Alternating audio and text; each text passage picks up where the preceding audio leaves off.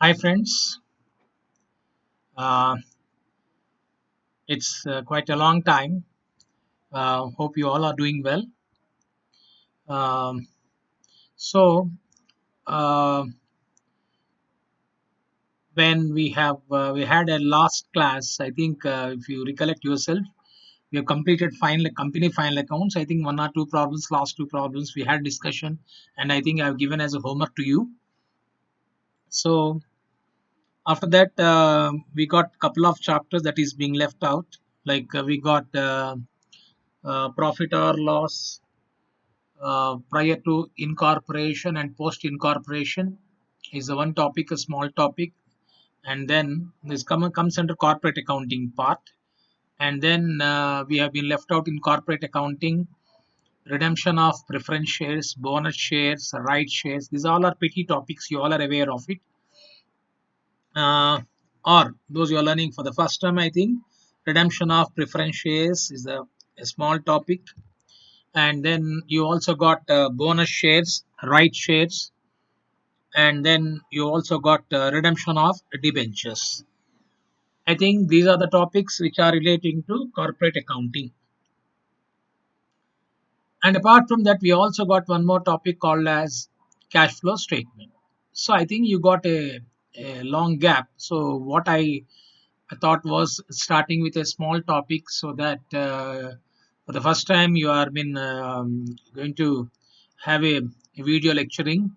So I think to the extent possible, I try to cover the basic, the concept which is needed, and those who have already learned.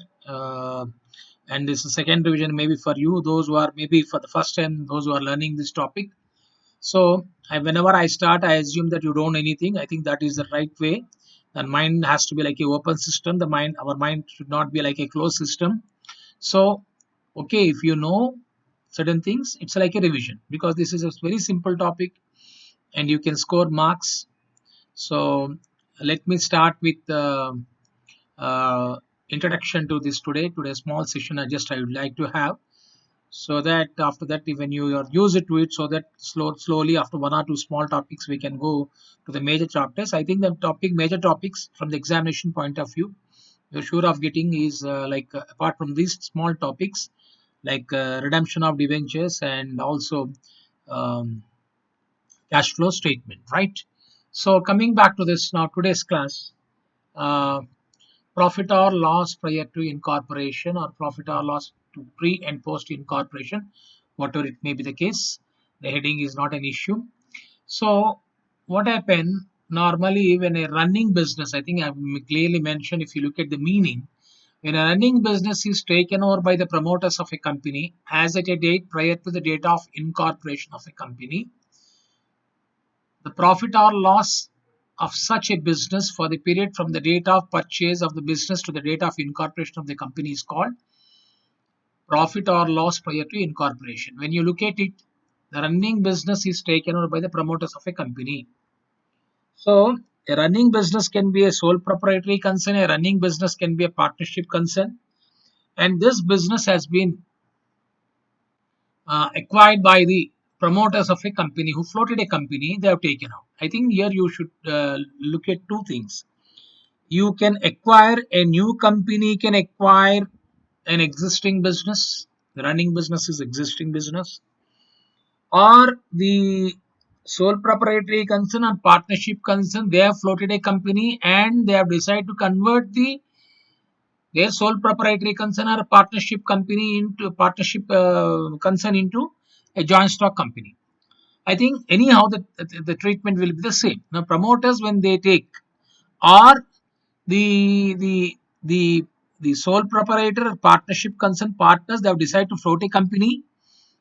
Whenever somebody is floating a company, you call them as a promoters, no?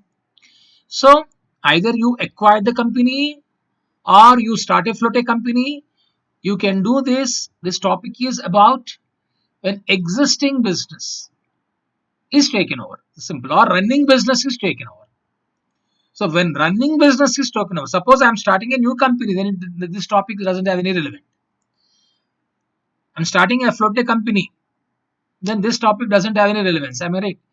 The thing is that when running business is taken over by the promoters of a company, existing business, one sole proprietor concern or a partnership, say X Limited, X is a sole proprietor. Mr. X is having sole proprietor business, or Mrs. XY is having partnership business, and that business is being taken over by a promoters of a company.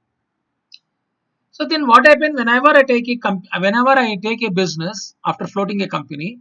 Normally, there are some legal formalities has to be completed. This is what is being called as incorporation. The company has to be incorporated. So the moment I acquire the business, the moment I have decided to acquire the business, so before incorporation, that is from the date of acquiring to the date of incorporation, say 1st January, I have acquired a business. 1st April is the date of incorporation. So whenever I have acquired a business, or promoters, I mean the promoters have acquired a business. So this 3 months period from 1st January to 1st April is called as pre-incorporation period. Normally, when business is taken over, they won't be closing the business. Am I right? It's a running business. Nobody want to close running business. The business will continue. Only technically, that business, either a sole proprietor partnership, is to be converted into a company. That's it. Technicality. The business will be the same. So the business will continue. Okay, the business will continue. So when the business will continue, you'll be having some activities, trading activities. Now the question is that now after floating of a company, it becomes company activities. Companies Act 2013 will come into existence. So once a company has been floated, from the date of incorporation to the date of closing of books, it's very simple. It becomes company result. It can be a profit or loss. But the question is, since up to the date of incorporation, you are also continuing the running business, existing business, the profit or loss relating to that particular period is to be ascertained. Why, sir? What happens if you combine this? What will happen? Before acquiring the business, it is a capital nature.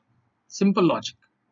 Before acquiring the business, the result is a capital nature. How can you mix capital nature, that is capital profit or a capital loss, as a you how can you treat as a revenue profit or revenue loss? Am I right?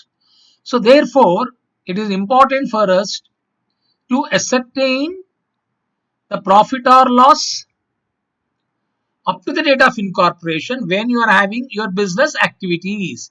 If you don't have business activity, I have acquired the business, I have closed the business, I have decided to start business only after incorporation, then this topic doesn't have any significance. It will become company final account.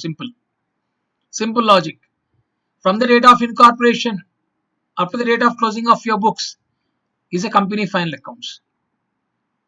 Only thing is that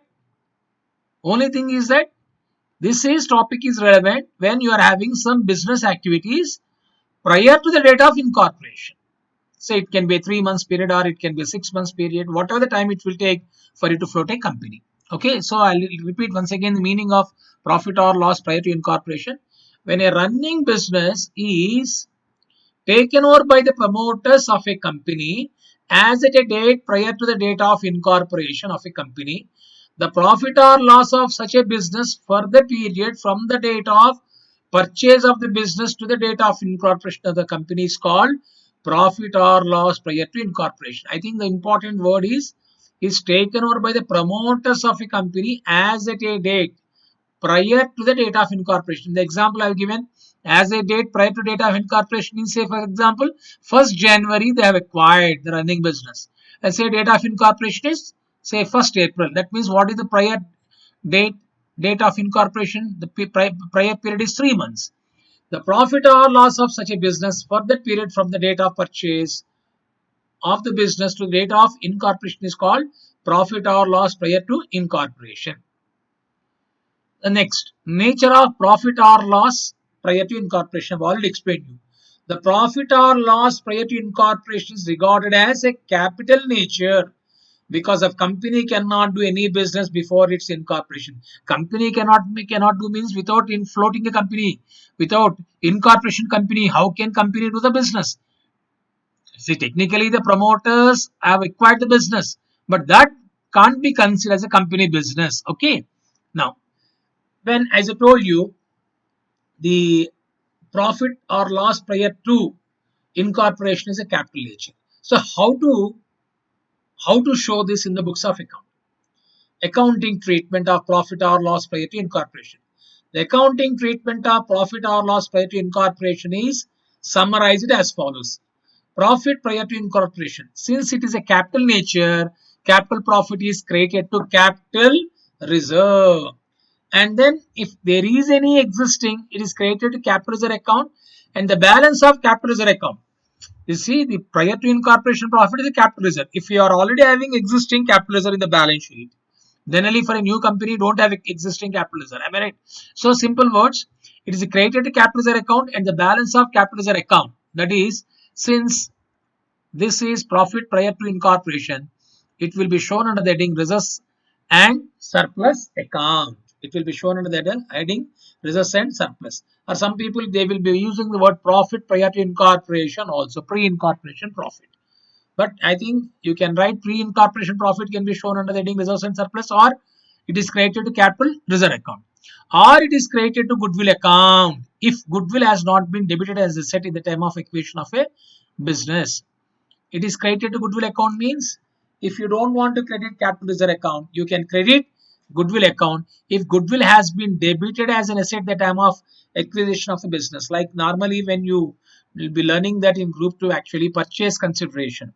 Purchase consideration means when purchase consideration is more than net worth, the amount is to be debited to goodwill account. If goodwill account has already been opened for excess payment over net worth, net worth is nothing but assets taken minus liabilities, say 10 lakhs.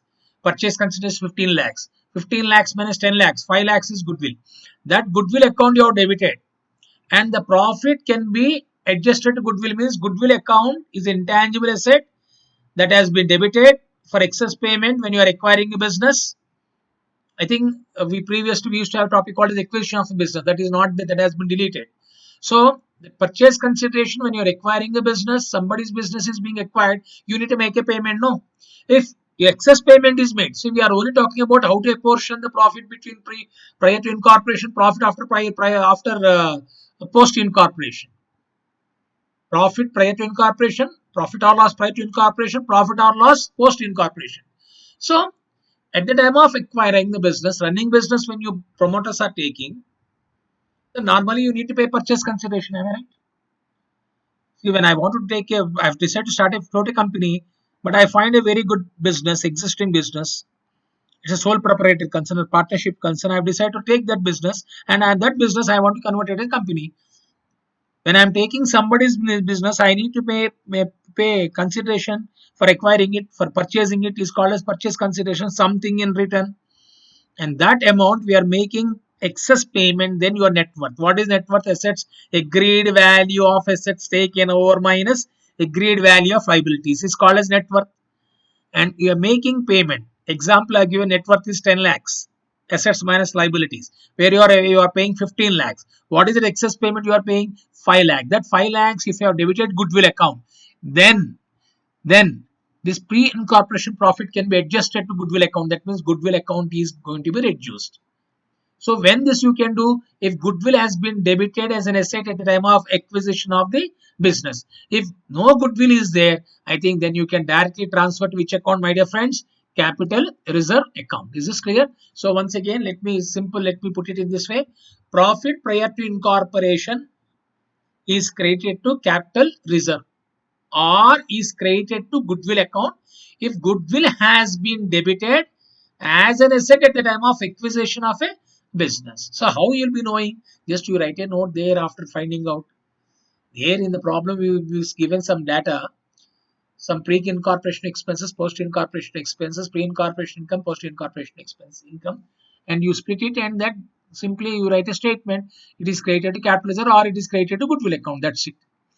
Okay. If loss prior to incorporation, If loss prior to incorporation, it is to be debited to goodwill account. Loss prior to incorporation, debited to goodwill.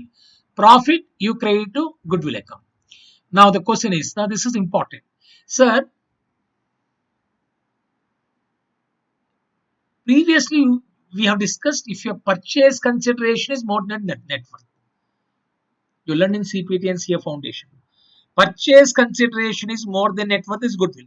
Purchase consideration is less than net worth is a gain to the party which is acquiring the business. Am I right? And that again is transferred to which account? Capital reserve account. Right? Understand? If purchase consideration is 15 lakhs, net worth is 10 lakhs, 5 lakhs is goodwill. Okay. If purchase net worth is 10 lakhs, whereas purchase consideration is 5 lakhs, there's a gain of how much? 5 lakhs. Then that is created to which account? That profit is created to capital reserve. When capital reserve account has been created at the time of excuse me, at the time of acquisition of a business, the loss can be debited to capital reserve account. Is this clear? When it is debited to capital reserve account, if capital reserve has been created at the time of acquisition of a business. I repeat once again, when you credit capital reserve, when purchase consideration is less than net worth, it is a gain to the party which is acquiring. Whereas if purchase consideration is a more than net worth, it is a loss to the party which is acquiring. So that is what we said.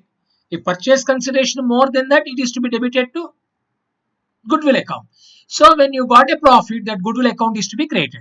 When purchase consideration is less than net worth, you credit capital reserve. When you are having a loss, it is debited to capital reserve account. So simple words, I think you can understand this. Point number one, profit prior to incorporation. It is created to capital reserve. Loss prior to incorporation. It is debited to capital reserve. Point number one. Profit prior to incorporation. It is credited to goodwill account. Loss prior to incorporation. It is debited to capital reserve account. Okay. Now, sir, this is completed. Okay, we have gone for. I hope you got the clarity on this. Now, methods of computing profit or loss prior to incorporation.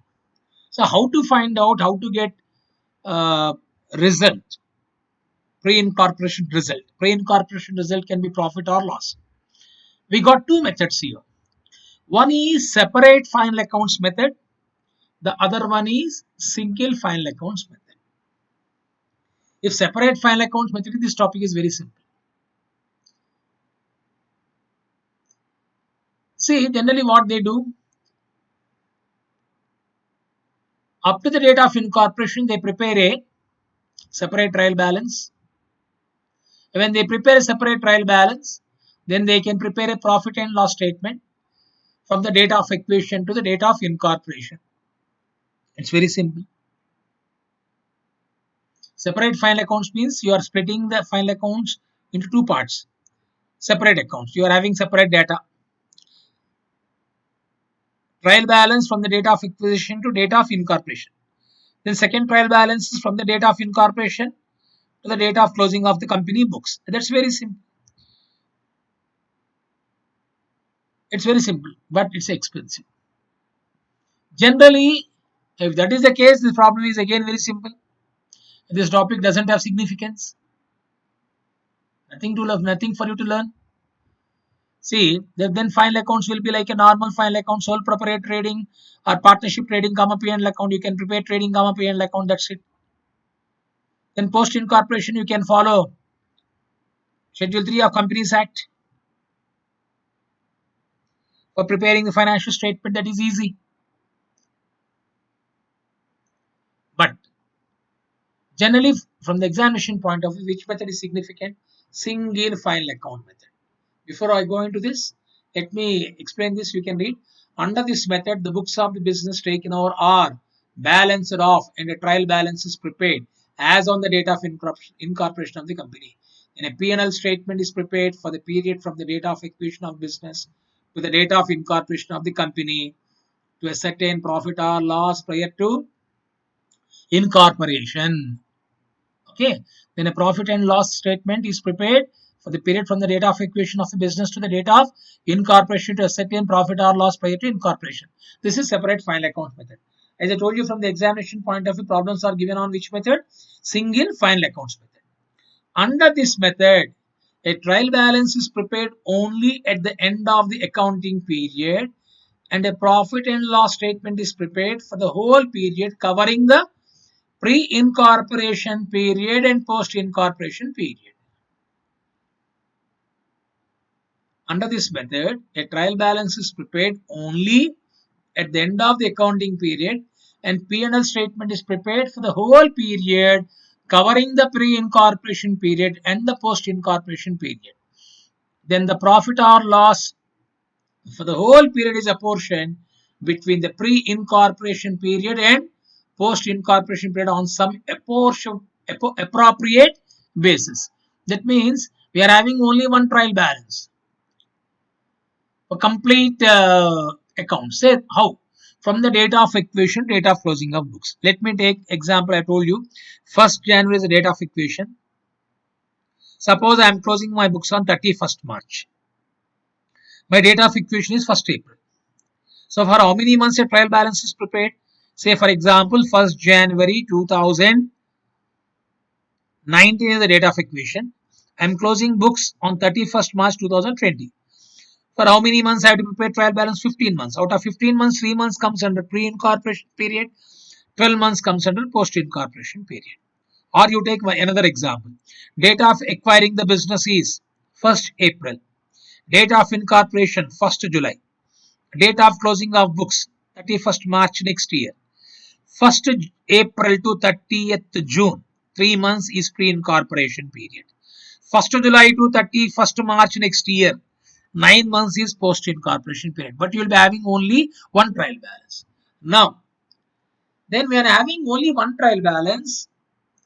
You will be having income or expenses for entire period from the date of acquiring the business to the date of closing of your books.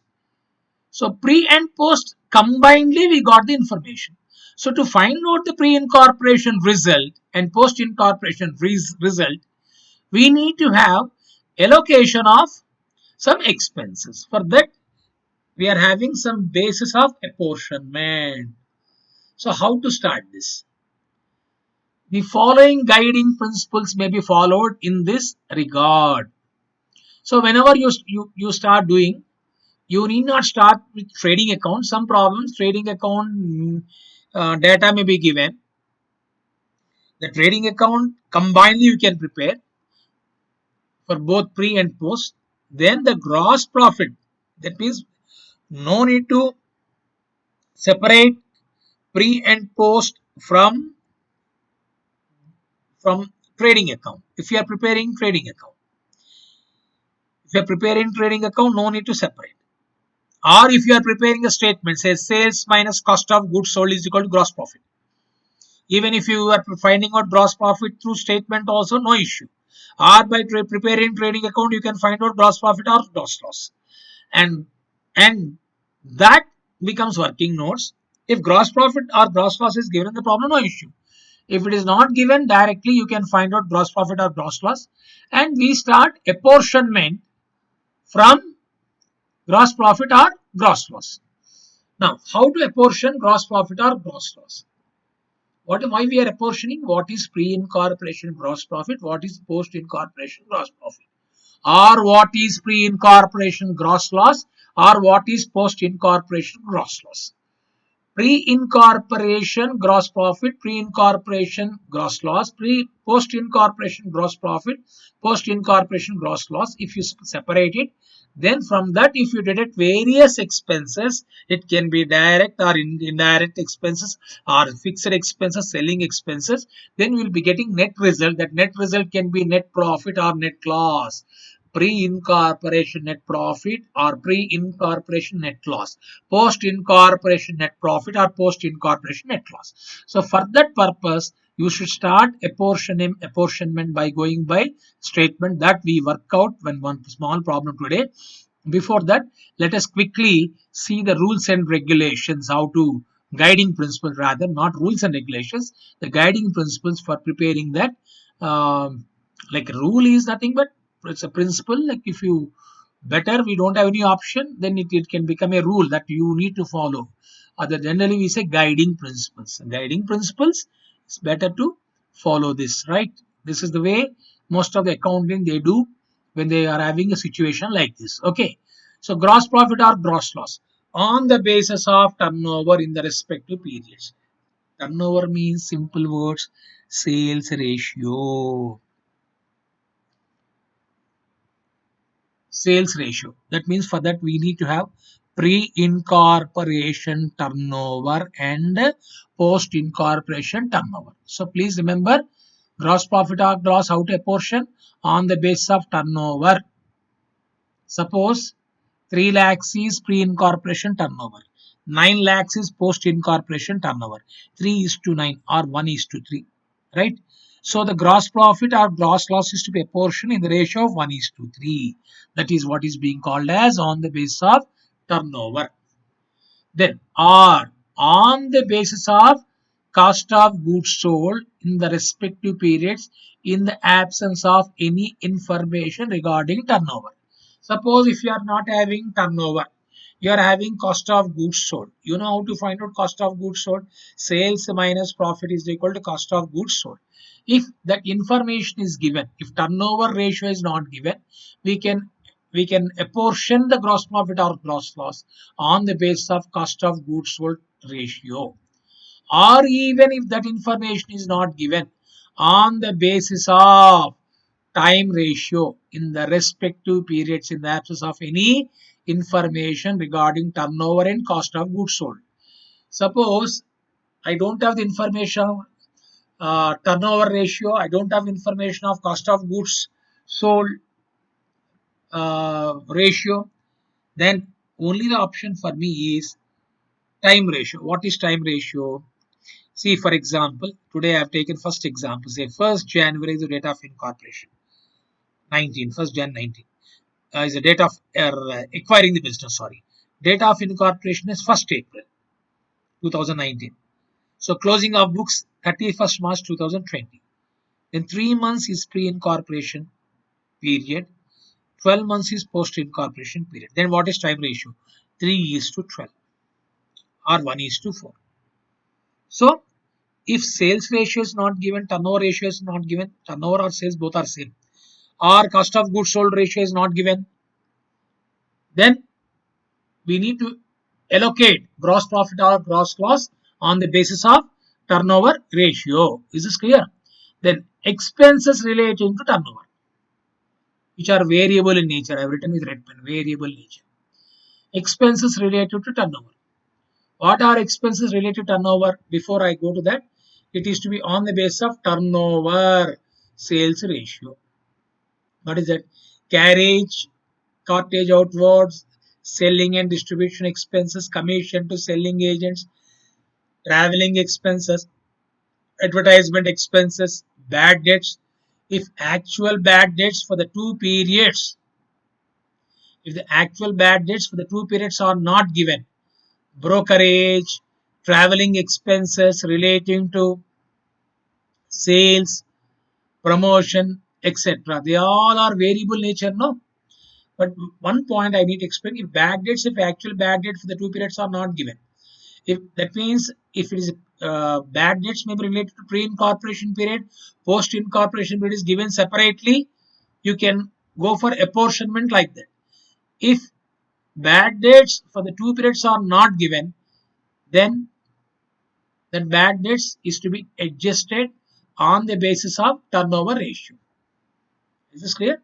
That means in simple words, expenses related to turnover, few examples has been given, they are variable nature. It is to be adjusted on the basis of turnover ratio. Next, expenses related to time. Expenses related to time, salaries, office and administrative expenses, rent, rates, taxes, printing and stationery, telephone, telegram, postage, depreciation, miscellaneous expenses. So they all are simple words, administrative expenses or management expenses. They are fixed in nature. So what are the expenses which are fixed in nature is to be a portion on the basis of time in the respective periods. Next, expenses exclusively relating to pre-incorporation period, like vendor salary. Who is vendor? The seller, the transferor. Interest on vendor's capital, because when you are acquiring the business, when you are acquiring the business, whatever the capital, that capital is being converted into, or capital is not being settled, the amount due to them is not settled, you need to pay interest on the capital. Or if you are appointing the particular proprietor as a manager, or till you settle the amount which is due to him, sometimes you need to pay salary. So or this actually, when you vendor salary, just a minute, small correction, vendor salary interest on vendor capital, I mean sorry, this is up to the date of incorporation. If it is continued even in post incorporation, then apportionment will be different. But here this particular point is a small correction, expenses exclusively related to pre incorporation period, like we have learned in final accounts of sole proprietor salary, or in partnership partner salary, interest on capital. Okay, then it becomes pre-incorporation expenses. Is this clear? Expenses exclusively related to pre-incorporation period. Salary of proprietor or salary of partners, interest on partners capital, or interest on capital in case of sole proprietor, they comes under a category of pre-incorporation period. Directly you will be taking to which column? Pre-incorporation period. Is this clear? Expenses exclusively relating to post-incorporation period. Then what happens generally? You are incurring certain expense after floating of a company. Few examples has been given. Like interest on debentures. You know, company when goes for issue of debentures for raising the debt capital, I think you need to pay interest on that. The debentures will be issued only after floating of a company. So obviously it is to be taken as a post incorporation expenses. Director will be appointed after floating of a company. So director's fees or director's remuneration, preliminary expenses, formation expenses relating to company. So that is a company expenses. Share issue expenses. For issuing shares, you need to incur certain expenses. That expenses are underwriting commission, discount on issue of shares. I think the concept doesn't have significance. Discount on issue of shares was there earlier. Now we can issue discount on shares to only in case of sweat equity shares, or but you can issue discount on debentures. I think these losses, formation expense, etc., they will be charged to which column? Post incorporation period. That means no need to split. So far you have learned only splitting of three things. One is gross profit splitting on the basis of turnover or cost of goods sold or time ratio, variable expenses splitting on the basis of turnover, fixed expenses splitting on the basis of time ratio, pre-incorporation period expenses no need to split, post-incorporation expenses no need to split. Now, interest on purchase consideration to vendor. As I told you, if the amount due to the vendor or the transferor or the seller of a business is not settled till you make a payment, that is called as interest on purchase consideration. So here, for the period from the date of acquisition of business to the date of incorporation, that means purchase consideration will be settled at the time of acquiring the business. See, when I am taking your business, I need to make a payment. Simple example, on 1st January I acquired the business, so purchase consideration becomes due from 1st January. Suppose that purchase consideration has not been paid by the promoters of the company. So you need to pay interest on that. That interest, after the date of settlement, the interest is to be paid. Suppose the interest has not been paid from the date of incorporation to the date from the date of acquiring the business to date of incorporation. Say in the example 3 months I told. The 3 months interest on purchase consideration to vendor is charged to pre-incorporation period. However, second point, for the period from the date of charge, from the period from the date of incorporation, I think this change will come under this column. Charge will come under the next column. For the period from the date of incorporation to the date of payment. So let me give an example. 1st January purchase consideration is 15 lakhs, 10% interest. That purchase consideration was settled on 1st October, for example. For example, on 15 lakhs at the rate of 10%. How much it will become? 15 lakhs into 10%, it is coming to 1,50,000. Am I right? Now that 1,50,000, 3 months will go to pre-incorporation period, 37,500. And remaining 1,12,500 will be taken to post-incorporation period. That means you need to split the interest on purchase consideration due from the date of acquiring the business to the date of incorporation is one point. The second point is from the date of incorporation to the date of settlement. The example I have given you, 1st April to 30th September. For how many months? April, May, June, July, August, September. You have to calculate for 6 months. So 6 months interest will go to post incorporation period. 3 months interest will go to pre incorporation period. Is this clear? Then next, audit fee. For companies audit under section 227, I think this is old section. You leave it. This is not required for you. For companies audit, you have to charge to post incorporation period. Don't worry about the section which is not relevant for us. For tax audit, on the basis of turnover. Repeat once again. For company audit, charge to post incorporation period. For tax audit, turnover. Repeat once again. Company audit means company audit will be done after only floating of a company. It is charged to which column? Post incorporation. For tax audit, turnover. Sometimes generally you will be giving audit fees without giving anything. You can take any assumption. Or if it is like a continuous audit, internal audit, throughout 12 months audit work is going on. If you take that assumption, like a general audit, it can be a portion on the basis of time ratio. But however, if tax audit, turnover ratio, company audit, post incorporation. If it's general audit, if information is not given, you can take any assumption, or you also can take assumption if it's like internal audit, continuous audit, that can be on the basis of time ratio. Okay.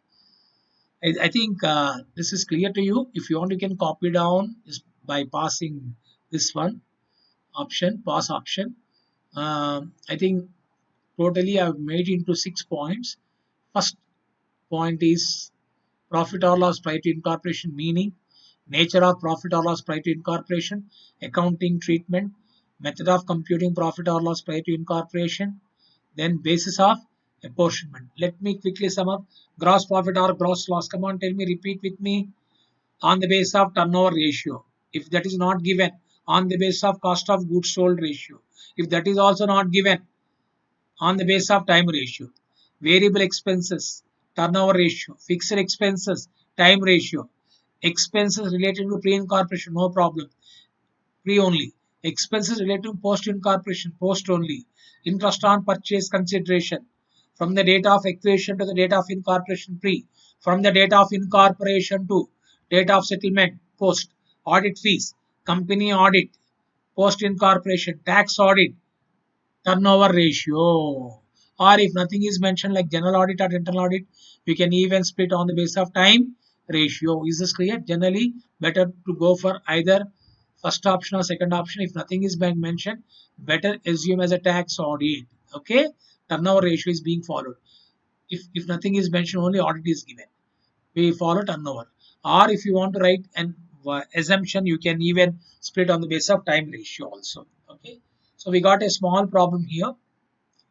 Sneha Limited was incorporated on 1st July 2011 to acquire a running business of Atul Sons with effect from 1st April 2011. So what is the date of incorporation? Whenever you are doing a problem, first and foremost important ratio, time ratio. 1st April 2011. What is the date of incorporation? 1st July 2011. Is this clear? So 1st July 2011 is the date of incorporation. 1st April is the date of acquiring the business. 1st April to July, calculate. April, May, June, 3 months.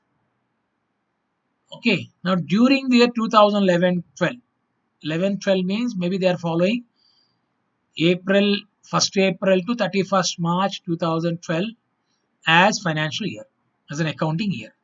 So I think 3 months, 1st April to 1st July is 3 months. 1st July to 31st March is 9 months. I think time ratio is clear. 3 months is pre-incorporation, 9 months is post-incorporation. Now, I think if you see the above table, it's very clear. Two ratios is compulsory. Time ratio, turnover ratio. Time ratio we got it. Next, let us look at the turnover ratio. During the year 11-12, the total sales were 24 lakhs, of which rupees 4 lakhs 80,000 were for the first 6 months. 24 lakhs of which for 4 lakhs 80,000 were for 6 months. I think 4 lakh 80,000 is for 6 months. I want 3 months pre-incorporation. No? So what is that you can do? 4 lakhs 80,000 by 6 into 3. If you do, you'll be getting 2 lakh 40,000. So out of 24 lakhs, 2 lakh 40,000 will become 2 lakh 40,000 will become which ratio, my dear friends? Pre-incorporation sales. I repeat once again. 4 lakh 80 out of 24 lakhs, 4 lakhs 80,000 were for first 6 months. No, so 24 lakhs of which 4 lakh 80,000 were for the first 6 months means 4 lakh 80,000 is 6 months. For 3 months it is coming to half, no, 2 lakh 40,000. Now 24 lakhs minus 2 lakh 40,000, it is coming to 21 lakh 60,000. So out of 24 lakhs, 2 lakh 40,000 is pre-incorporation turnover. 21 lakh 60,000 is post-incorporation turnover. Therefore, what is the turnover ratio? 240 is to 2,160 is nothing but sales ratio is 1 is to 9. Is this clear? I think we got two informations in this problem. One is turnover ratio we got, which is 1 is to 3. We also got sales ratio. Now, the expenses debited to P&L account included director's fees. Come on, tell me. Director's fees, when you can appoint a director after floating of a company, it is a post incorporation. Now, bad debts, we have discussed already. If the splitting is not given, we like pre-incorporation bad debts, post-incorporation separate not given. Bad debts is to be apportioned on the basis of sales ratio. Is this clear? Turnover ratio. Then advertising generally comes under turnover ratio. But here advertising under contract amounting 2,000 per month. Clearly has given that per month you are giving 2,000. So here no need to split advertising on the basis of turnover. If this sentence is not given under a contract amounting, this then 24,000 can be split according to turnover ratio. In this case, under a contract amounting to 2,000 rupees per month. So 2,000 per month means I think it's a time ratio or simple words. Time ratio himself has given no, 3 months, 3 into 2, 6,000. 9 into 2, 18,000. It's a very clear. Salaries and general expenses, time ratio. Preliminary expenses, post. Donation to a political party given by the company after floating of a company. So therefore it is a post incorporation. Prepare a statement showing pre-incorporation and post-incorporation profit for the year ended 31st March 2012. I told you first we need to go for working notes. I've already told you time ratio here. I've already explained you April to 30th June, 1st July to 31st March. 3 months and 9 months. It is coming to 1 is to 3. I've already explained 1st April to 30th June. Date of acquiring to date of incorporation 3 months. Date of acquiring to closing of books is post incorporation 9 months. We got time ratio. Sales ratio. Sales for period up to 30th June. This 4 lakh 80,000 is for 6 months, no? For 3 months coming to 2 lakh 40,000. Now post incorporation turnover 1st July to 31st March. So I told you 24 lakhs is turnover for 12 months, out of which 3 months if you take out, you are getting 9 months turnover. So what is the ratio? 2 lakh 40,000 is to 21 lakh 60,000. It is coming to 1 is to 9. So now I think how to start solution, you can see statement showing calculation of profit for the pre-incorporation and post-incorporation periods for the year ended 31st March 2012. Particulars, total amount, basis of allocation, pre-incorporation profit, post-incorporation profit, gross profit. Gross profit I think has been given in the problem that we have not seen. I think what is gross profit here? He has given 3,90,800. This gross profit will be a portion on the basis of turnover ratio. Since we got turnover ratio, first preference will be given for turnover. Gross profit 3,90,800. Sales ratio. I think the sales ratio we already calculated 1 is to 9. 1 is to 9 if you split it 39,080, 3,51,720. Less from this we shall deduct expenses now to get the net result. Director fees post, directly take it to post. Bad debts sales ratio. What is sales ratio? Come on, tell me. 1 is to 9, 7,200. That is to be split in the ratio of 1 is to 9. Is this clear? It is by 10 into 1, 720, by 10 into 9, 6,480. Advertising for this problem, it is actual time ratio because he has given on contract basis. Otherwise, advertising needs to be on the basis of sales ratio. 2,000 rupees per month has been given. No, pre-incorporation months is 3. So 3 into 2,000, 6,000, and post-incorporation 9 months into 18,000. Salaries and general expenses time ratio. What is time ratio? 1 is to 3. So 1,28,000 is a portion on the basis of time ratio. Preliminary expenses post. Donation to political party post. Now you can see net profit, total net profit 1,81,600. If you want, you can avoid this column, not mandatory. And what is pre-incorporation profit? 360. And net profit post incorporation 1,81,240. Of course, you need not discuss about this. This net profit post incorporation will be taken to reserves and surplus in the balance sheet of the company. Pre-incorporation profit also transferred to reserves and surplus, but under the heading capital reserve. I told you first preference you have to give to capital reserve. If you want, you can write a note or credited to goodwill. But better you write pre-incorporation profit transferred to capital reserve. Even if you write all credited to goodwill, if goodwill has been debited at the time of purchase consideration, that note you have to write. Otherwise, transferred to capital reserve. My dear friends, I hope today's session is the first session for you. I welcome your feedback on this. If you want a bit slow, I can go, but maybe 1 or 2 classes it will take for time for you to adjust to this new way of learning the things. I hope if you got any doubts, you can pass on your feedback to the management, and then the best possible I can do whatever I can do. I'll do from my side. Right? We continue our discussion in the next class. Good luck. God bless you all. Thank you.